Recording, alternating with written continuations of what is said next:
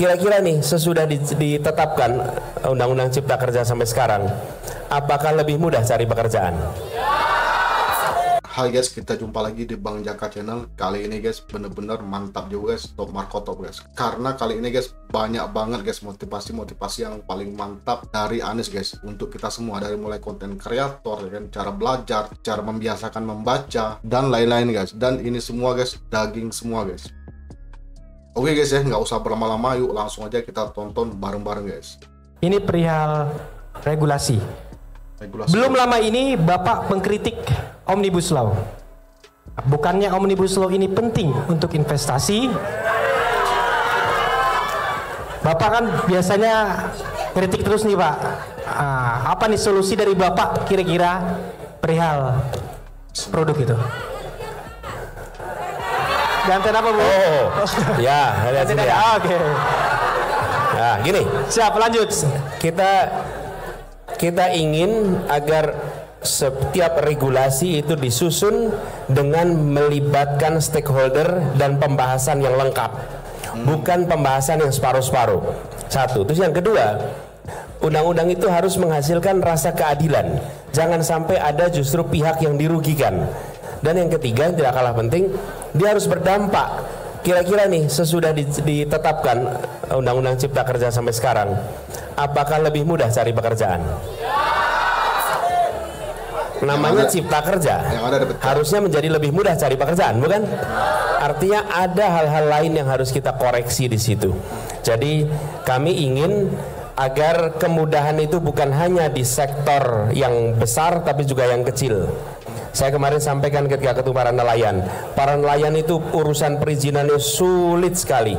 Mengapa kita kepada yang usaha besar kita buat kemudahan, tapi yang usaha kecil dan mikro tidak kita buat kemudahan? Kita akan lakukan perubahan.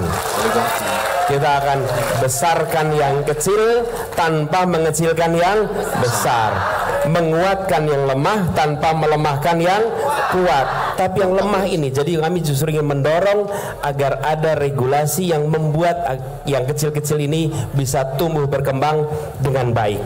Masih ada 30 detik, saya tambahin dikit. Jadi kita ingin agar regulasi itu membuat sektor-sektor informal, non-formal yang selama ini kesulitan untuk perizinan, kesulitan untuk permodalan dipermudah sehingga yang kecil bisa tumbuh berkembang dengan baik. Terima kasih. Terima kasih Pak Anies. Silakan. Bismillahirrahmanirrahim. Assalamualaikum warahmatullahi wabarakatuh. Saya Fitri Mas Anies, penulis. Biar yang manggil abah anak-anak muda saja, mama-mama jelita biar manggil Mas Anies. Mama-mama jelita jelang 50 tahun. Mas Anies mirip dengan Pak Wabub saya di bawah lagi bersilah. Mirip gantengnya dan mirip cerdasnya. Saya mau nanya Mas Anies, karena saya seorang penulis, saya ingin tahu Mas Anies punya program apa untuk literasi, membangun literasi di Indonesia, terutama untuk Sumatera Barat.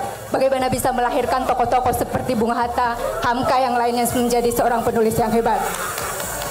Kemudian yang kedua, kemarin saya nonton di podcastnya ada salah satu tim Mas Anies, Pak Tom Lembong, menyampaikan bahwa lapisan masyarakat kita ini ada lapisan atas, tengah, dan bawah. Selama ini lapisan tengah ini itu banyak tidak terabaikan dan tidak terperhatikan dengan baik.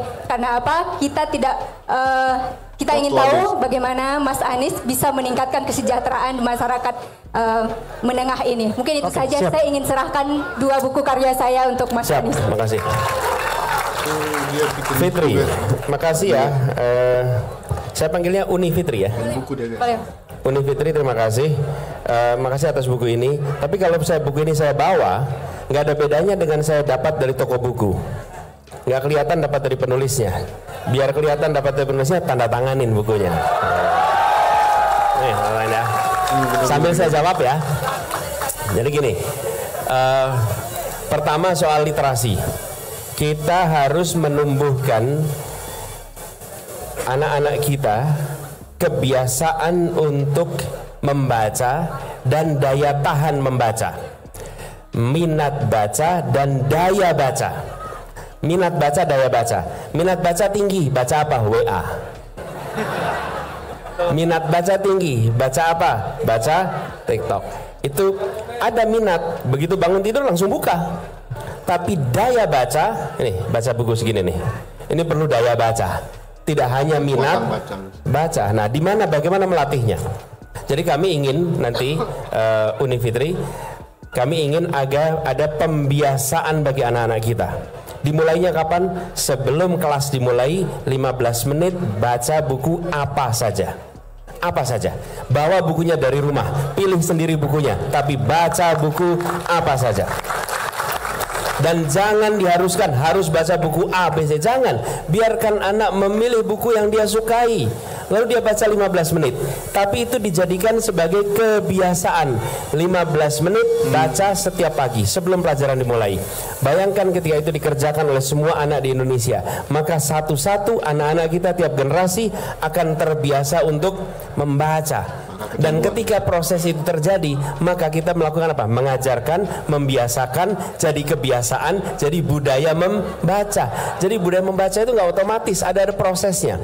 Itu ingin kita kerjakan. Yang berikutnya, didorong untuk menjadi penulis. Semua penulis pasti pembaca, tapi pembaca belum tentu penulis. Jadi seperti Uni Fitri ini pasti pembaca. Nggak mungkin dia bisa menulis kalau dia tidak baca. Nah, yang berikutnya adalah kita dorong untuk anak-anak itu mengarang. Mengarang itu menjadi penting sekali.